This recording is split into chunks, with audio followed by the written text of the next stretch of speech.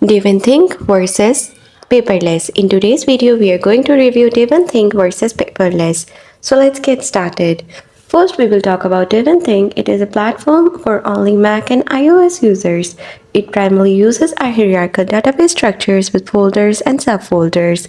Its strength includes powerful AI and automation tools, and it is excellent for archiving emails directly into a searchable database.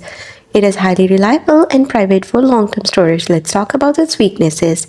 It is limited to the Apple ecosystem with no Windows or Android support. Its interface can be less modern and has a learning curve.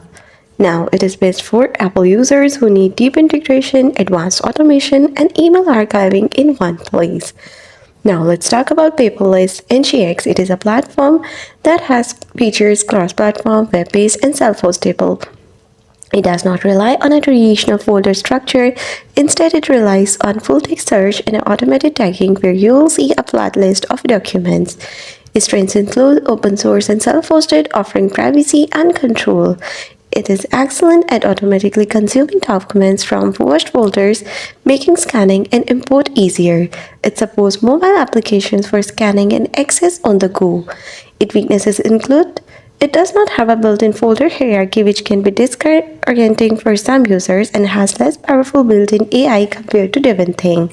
So it is best for users who want a self-hosted solution across multiple platforms and have a NAS and want automatic document processing. So that's all about Devonthink and Paperless.